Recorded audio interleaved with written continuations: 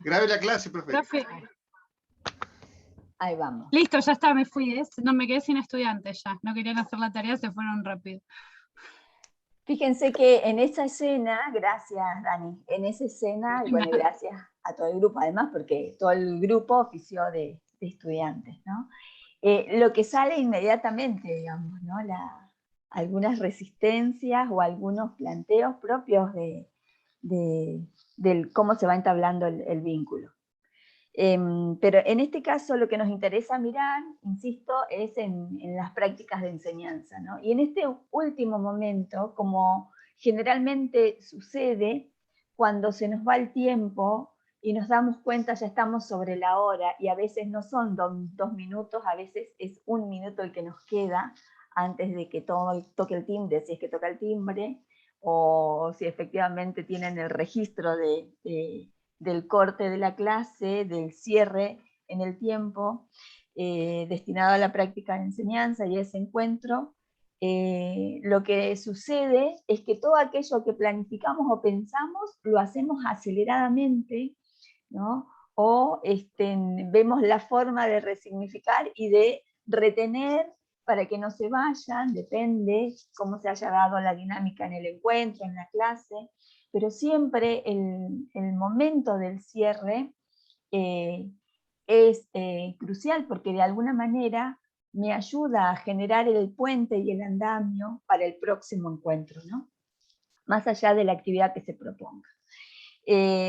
Porque además ese punto, ¿no? De finalización es el que nos va a permitir luego la apertura en el próximo encuentro, recuperando, revisando, y todas aquellas cuestiones que habíamos considerado en función de lo que significan los 3 momentos de la clase, ¿no? Sí, Mariana, no, y además viste que yo dije, no, porque yo quiero evaluar a ver qué entendieron, y obviamente Juan en un momento dijo, usted no dijo que esto era prueba, porque la palabra evaluación, que era que yo quería evaluar, la relacionan los alumnos inmediatamente con una prueba. Entonces Juan dijo, usted no dijo que esto era prueba. También, eso también pasa siempre. Como vos querés como hacer un diagnóstico en dónde están, más que nada al final de la clase, a ver si se entendió el tema, y los alumnos, no, pero esto no es prueba, te dicen. Juan ahí lo dijo a propósito, yo lo vi. Sí. No dije eso tampoco, pero bueno. Bueno, Era algo por ahí, era algo por ahí. Sí, dije que eso no lo había dicho. Ah, bueno, no, pero alguien dijo lo de la prueba. Cuando yo dije evaluación, alguien dijo, no, porque no es una prueba. Bueno, fíjense, en esta intervención pequeña aparece también qué es lo que nos resuena a nosotros en esta situación comunicativa, ¿no? Nosotros decíamos, toda práctica de enseñanza es una situación comunicacional, comunicativa, intervienen al menos 2 personas, ¿no? Bueno, y en este encuentro, así más colectivo, más grupal, la variable comunicación, ¿no? La variable didáctica comunicación, es también una variable clave, porque a partir de allí, digamos, se desencadena las relaciones y el proceso de esa práctica de enseñanza y de esa práctica o esas prácticas y experiencias de aprendizaje. Es muy interesante lo que fue saliendo a modo de dinámica relajada, pero que tiene que ver con la propia experiencia en la cotidianidad, ¿no? ¿Qué nos pasa cuando queremos cerrar la clase y nos falta 1 minuto? ¿Qué nos pasa cuando no nos escuchan? ¿O qué nos pasa cuando lo que nos resuena a nosotros de lo que estamos mirando o recuperando, recepcionando de nuestros estudiantes es lo que aparenta ser apatía, o lo que aparenta ser haber comprendido, lo que aparenta ser, digamos, ¿cómo chequeo que no se trata de apatía? ¿Cómo chequeo, compruebo de que efectivamente comprendieron, o me quedo con la idea de que comprendieron, o que me quieren tirar con el zapato, ¿no? Es interesante, digamos, cómo en este juego de roles es posible pensar, digamos, situaciones propias de la cotidianidad de nuestra escena áulica, y solamente deteniéndonos en la mirada aguda en el cierre, en el momento álgido del cierre de la clase, ¿no?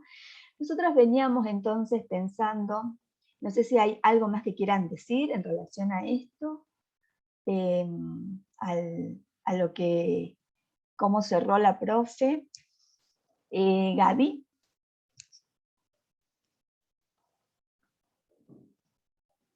Está silenciada. Que digo que yo sentí como que el mismo murmullo también la iba llevando a la profe.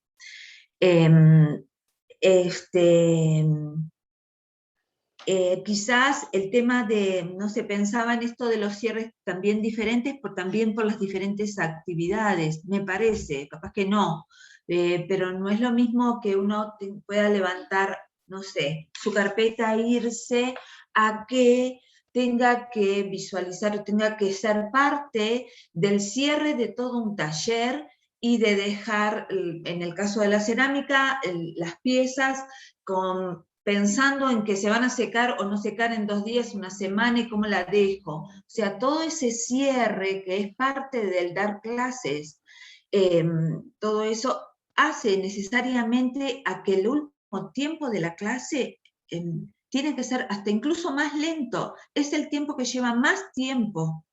Yo tengo reloj de agujas en el aula porque si estoy haciendo, me olvidé y todos nos olvidamos, estamos conectados con lo que estamos haciendo y ¡ay,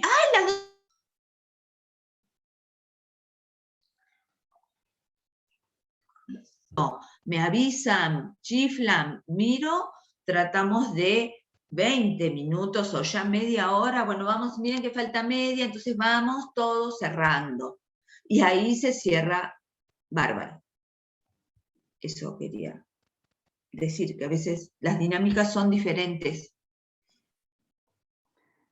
Sí. ¿Y Noemí? Sí, Gaby tiene totalmente razón. En el taller tenemos los 2 minutos, sería un caos decir 2 minutos antes, empieza el cierre. Y yo la verdad es que, Mariela, te observo muchísimo, y cuando vos comenzás el cierre, lo empezás mucho antes, y tu misma tranquilidad también nos hace llegar a horario puntual, en el horario que finaliza, ya con todo el cierre como claro, entendido. Es como, no sé cómo explicarlo, pero es como que en un momento sí, ya empezamos a cerrar, y eso como que nos va llevando, y cuando queremos ver, el manejo del tiempo tuyo es admirable. Te lo digo porque yo miro eso y está bueno también para aprender de eso, ¿no? Y dependiendo de cada taller, va a depender si es antes o después. Digamos, a nosotros como ceramista, como taller de cerámica, es como tal cual dice Gaby, 20 minutos, media hora tenemos, porque hasta que terminamos de acomodar todo, de limpiar el taller, dejar en condiciones, que no se vaya alguien y que queden limpiando solamente 2, como pasa también en carpintería. Bueno, esos cierres son más largos. Bueno, eso quería aportar. Bueno, gracias. Sí, yo también hago de actriz a veces, les digo, no es que me sale así como lo planifiqué. Hago 500 cambios, aunque ustedes no lo crean, hago 500. Las intervenciones, de acuerdo a cómo se va dando la clase, requieren de flexibilidad, por más de que esté la planificación. Un día podríamos hacer ese ejercicio, de yo darles la planificación al final para que puedan ver.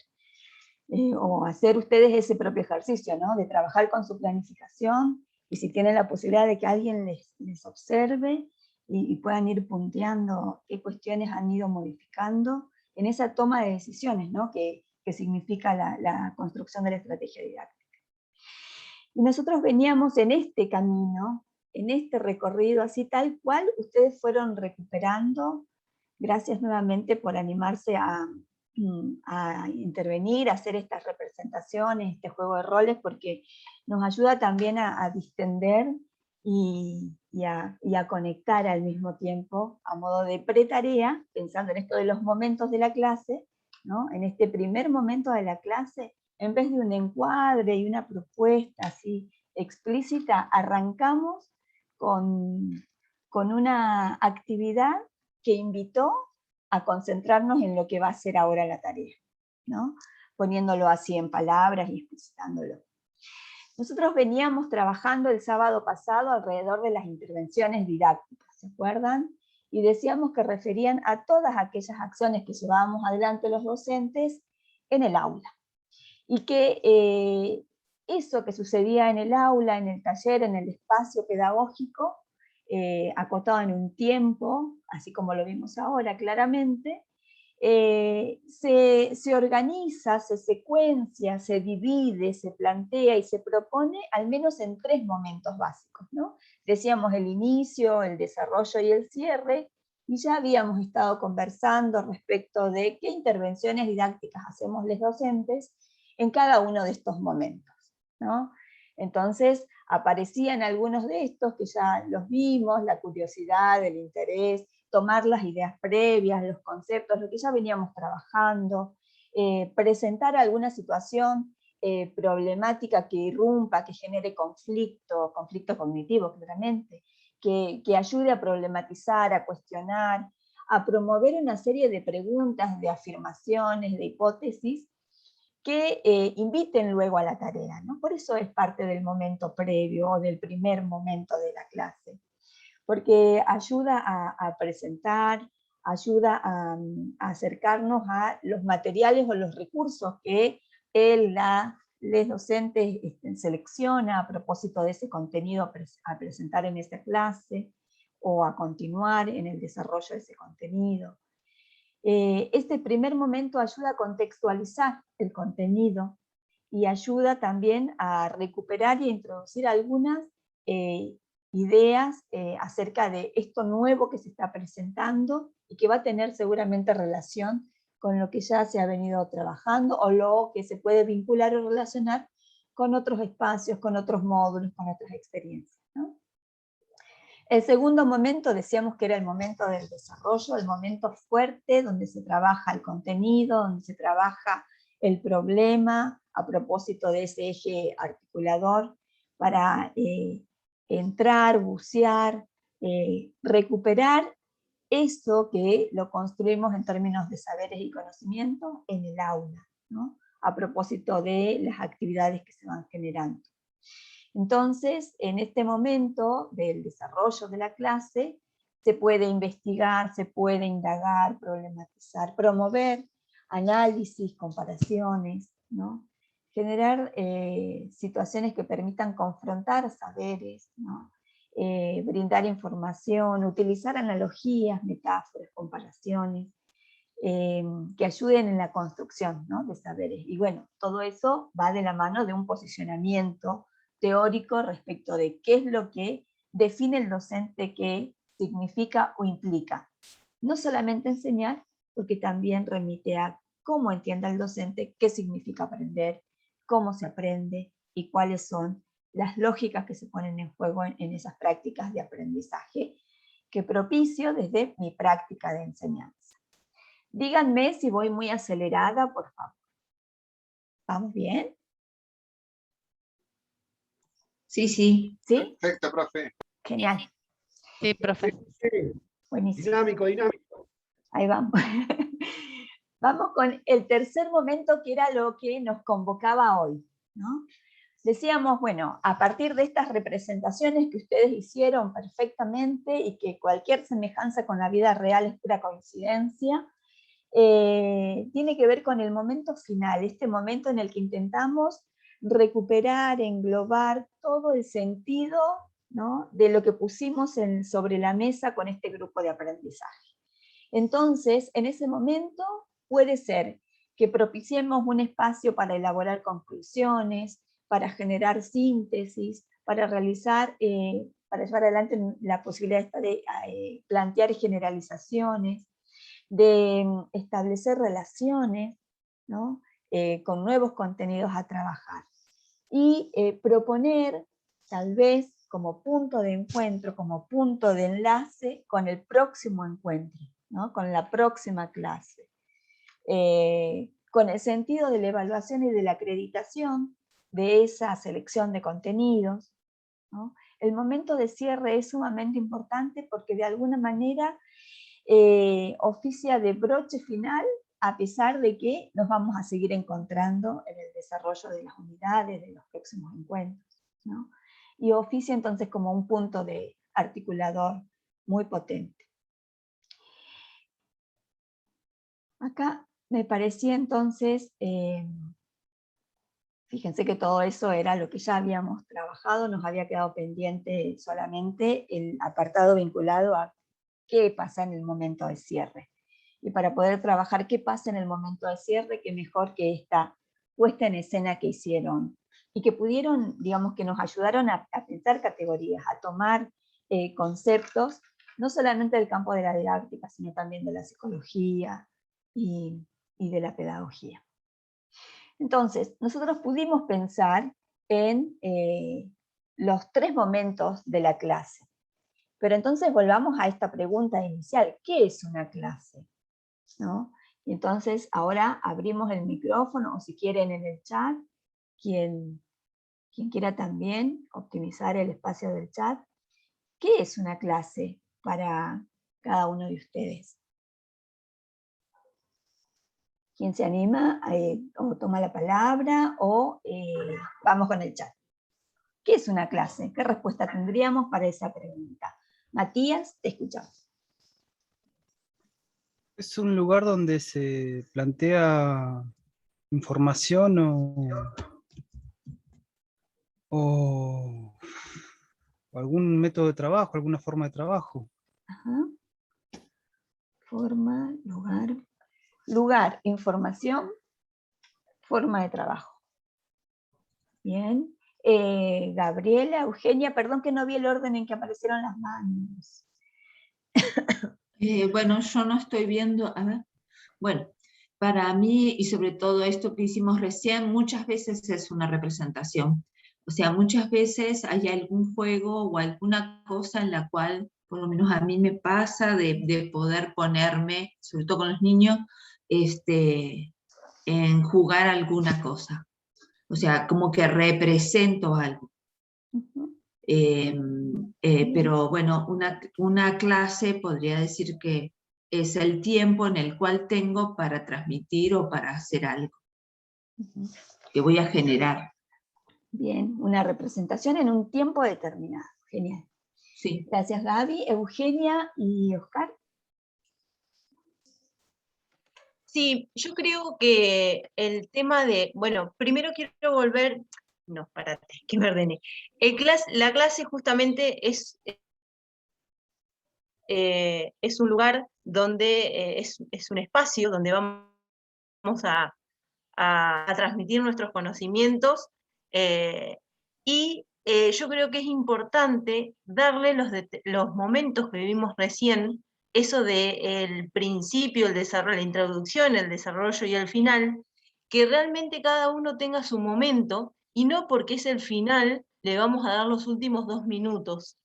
Sino que realmente el final también es parte de la clase y no es algo secundario. Me parece eso como para aportar.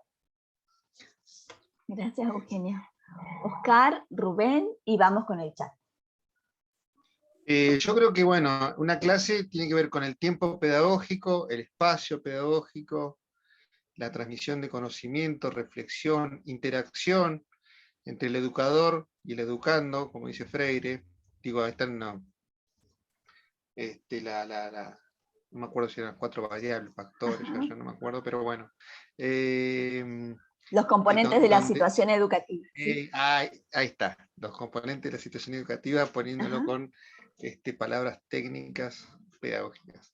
Creo que es eso, y bueno, la interacción, reflexión en conjunto, proceso de aprendizaje, eso creo que es una clase. Gracias. Decíamos entonces Rubén, Sebastián. Y ahí voy con el chat. Para mí, bueno, yo lo había puesto en el chat. Para mí es un proceso de enseñanza. Bien. En donde el alumno es el receptor y el profesor cumple la función de facilitar ese proceso. Buenísimo, Nada gracias. más. Gracias. ¿Y quién más estaba? ¿Sebastián? También está bueno por ahí marcar que en una clase hay como que se comparte algo, ¿no? Se comparten por ahí intereses en una clase, porque por algo se forma esa clase, ¿no? Por algo esa gente o ese espacio de tiempo se produce. Entonces se juntan con un mismo interés, pero con diferentes papeles. Tanto, para mí, en ese sentido, la clase es re heterogénea en cuanto a el papel que cumple cada uno, ¿no? No solo el profesor, que tiene obviamente su papel bien definido, sino por ahí todo el grupo de alumnos que cada uno va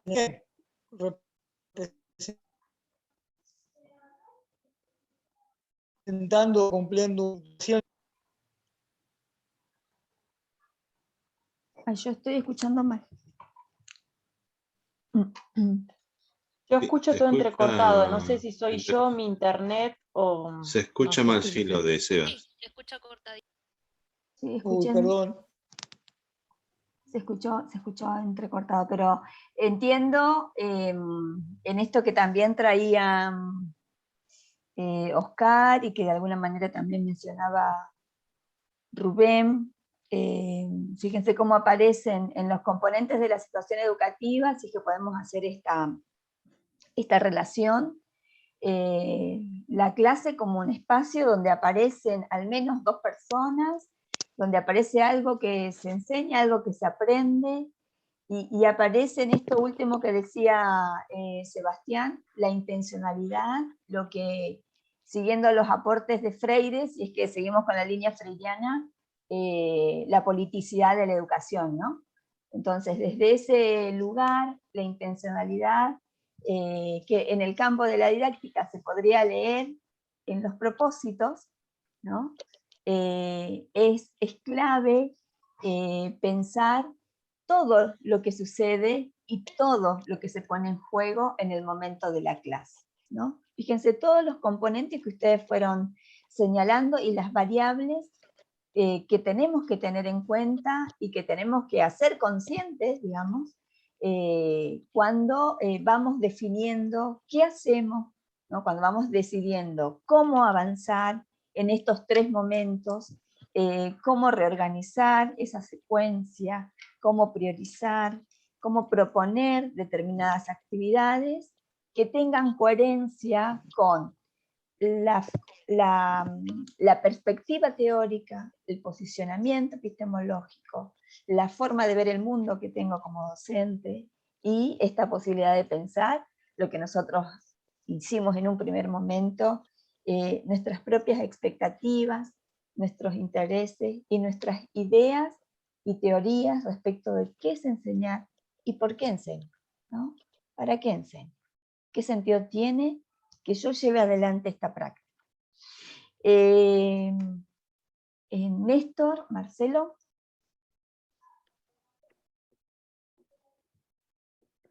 Sí, Marcelo, ¿creo? Sí, no, cortito lo mío. Sumado a lo que comentaban los compañeros, compañeras, que una clase también yo a veces lo veo como un laboratorio, ¿no? Sí, en forma de metáfora, donde hay procesos y después ve ciertos resultados. Aunque no siempre ve los resultados en el ciclo lectivo, sino a veces los resultados aparecen mucho tiempo después, donde vos ya no los podés observar. Qué interesante esto de pensar la práctica educativa en términos de, claro, en dimensión política, como algo a largo plazo, seguramente, ¿no? Por eso cómo nos resuena la idea de proceso, ¿no? Y cómo nos cuesta cerrar los procesos, acreditar determinados procesos en este tiempo acotado, cuando sabemos que el proceso de aprendizaje continúa por los otros módulos, por los otros talleres, ¿no? Y las otras experiencias que se pueden ofrecer desde el centro a este grupo de estudiantes, a este alumno en particular, ¿no? Bueno, están saliendo un montón de cosas. Yo espero que estén tomando nota de todo, de esta riqueza de categorías que están poniendo en juego. Néstor. Sí, un poquito más de lo que dijo Marcelo. Es como un chancho para mí en una clase, donde todo se puede aprovechar. O sea, se puede sacar chorizo, bondiola, jamón, no sé, todo. Hasta las pezuñas pueden servir como un instrumento musical. Más allá de la materia en sí que uno da, pueden saltar algunas cosas que hacen la formación de una persona. Interesante. Bueno, tantas analogías que van apareciendo, ¿eh? No era solamente la del viaje, ¿vieron? Bueno, si les parece, levanto acá lo que aparece en el chat, que es una clase, cómo ordenamos de manera cronológica la enseñanza. Sí, saquemos el ponele porque también es una buena definición. Un tiempo para aprender, un espacio donde se comparten saberes, vivencias. Fíjense, cada uno de los enunciados porta en sí mismo ideas, teorías, ¿no? Respecto de qué es enseñanza, ¿no? ¿Qué es enseñanza? El desarrollo de algún tema, un espacio de encuentro donde se comparten saberes y experiencias, es un proceso de enseñanza. Bueno, ahí habría que ver, digamos, del proceso de enseñanza, digamos, es donde sucede ese proceso de enseñanza, está muy bien. Es la transmisión de saberes y conocimientos al alumno. Ahí Freire diría, y bueno, ¿y será que solamente el alumno aprende? ¿No? Vieron que Freire nos ayuda a pensar en esa relación dialógica y donde, bueno, no solamente Freire, ¿no? Pero donde efectivamente se puede pensar que la práctica de enseñanza tiene sentido en la medida que hay un proceso de retroalimentación a propósito de esas prácticas y procesos de aprendizaje.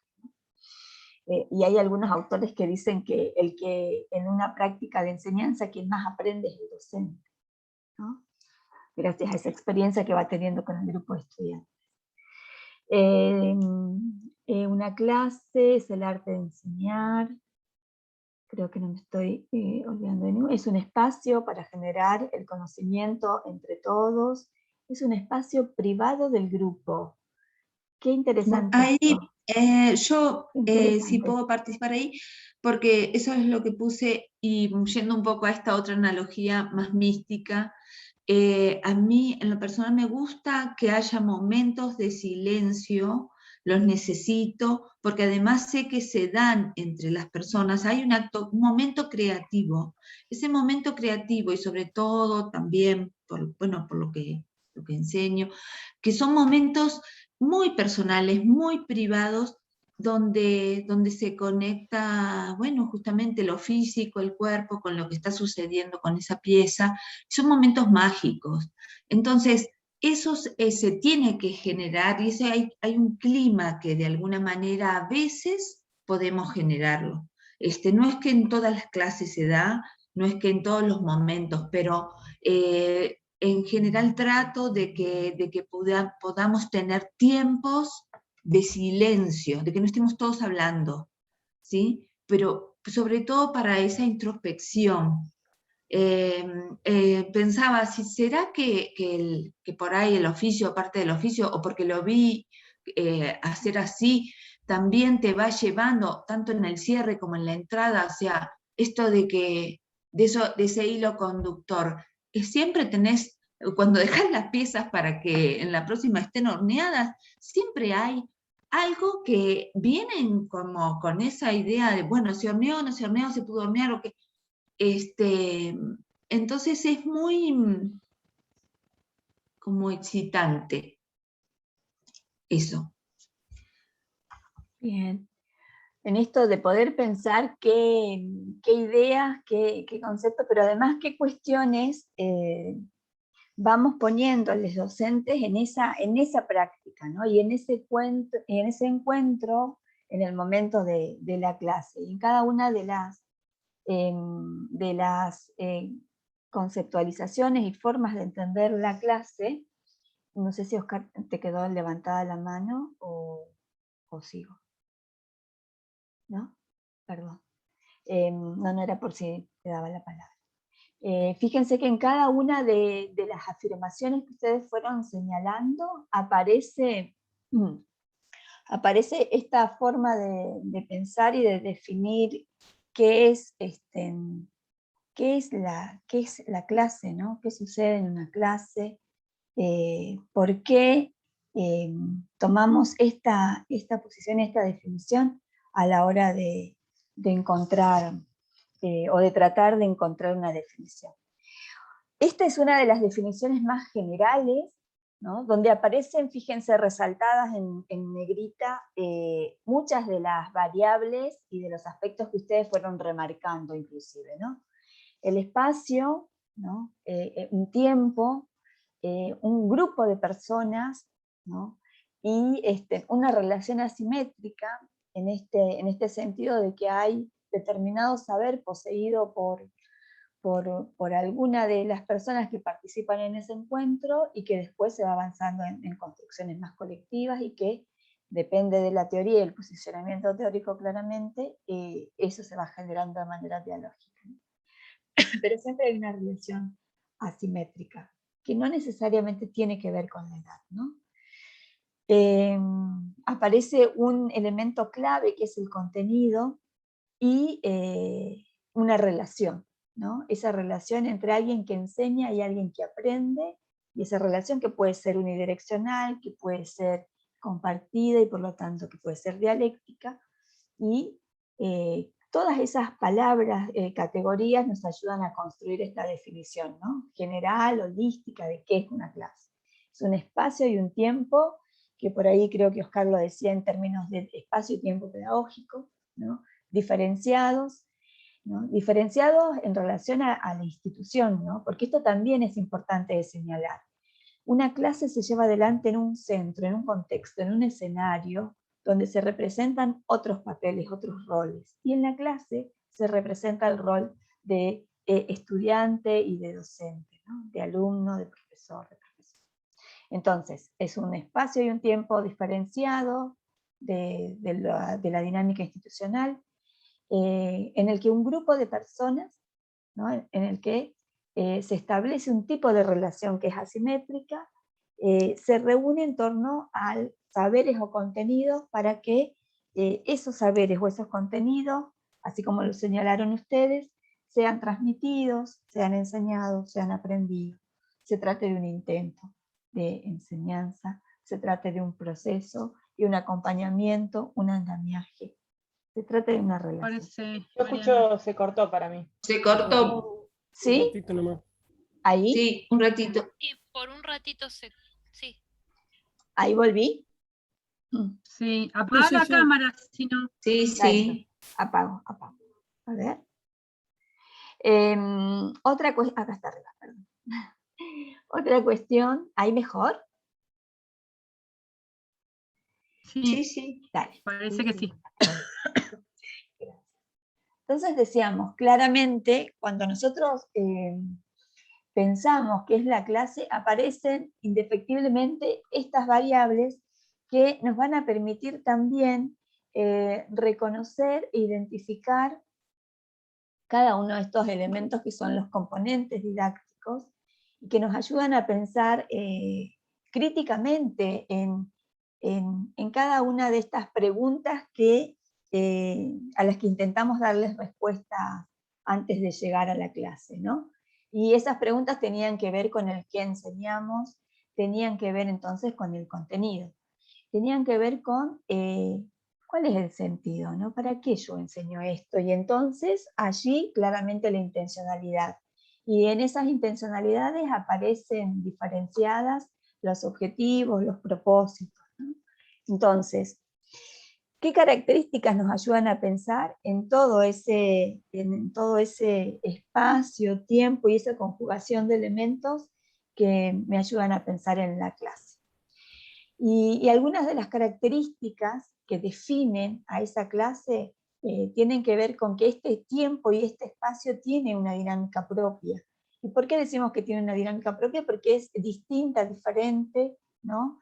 Del espacio y de la dinámica institucional, ¿no? Un elemento que es sumamente necesario reconocer, identificar, ¿no? La clase sucede en un contexto y en un escenario institucional que además y que seguramente se articula con una dinámica y con una estructura organizacional que se imbrinca en un escenario, en un contexto que es histórico y que es claramente social, ¿no? La clase también funciona sobre la base de determinadas obligaciones que están establecidas por la institución, ¿no? Hay determinadas pautas y obligaciones que tenemos que llevar adelante los docentes. Hay determinadas demarcaciones y obligaciones que les corresponden, les competen a los estudiantes. Y también a quienes acompañan, como pueden ser preceptores, los jefes de taller, bueno, depende la organización y la estructura organizacional, bueno, se van generando determinadas obligaciones que están establecidas institucionalmente. Otra de las características de la clase es que se organiza en torno a un líder impuesto y formal, ¿no? Que es el docente, la docente, los docentes. ¿Por qué es un líder? ¿No? ¿Y por qué es un líder impuesto? ¿A qué le suena esta afirmación? Que la clase se organiza en torno a un líder impuesto y formal, que es el docente. Pablo, te escuchamos.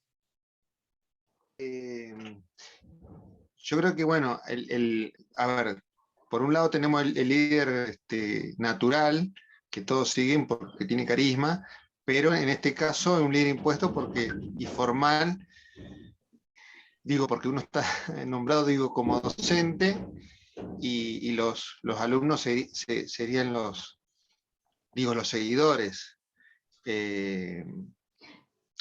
Y está impuesto porque el docente ya tiene bueno, lo que hablamos por ahí en la clase anterior, la autoridad, ¿no? Que le da el mismo título de docente, o el mismo título, digo, de ejercer como docente. Así lo veo yo, por lo menos. Ajá. Sí, es interesante porque en esta relación que estableces entre liderazgo impuesto y, digamos, un liderazgo formal, en el sentido de que hay una estructura organizacional que te otorga el lugar y el rol de docente, digamos, ¿no? Esto significa que el estudiante no elige con qué docente, ¿no? Así como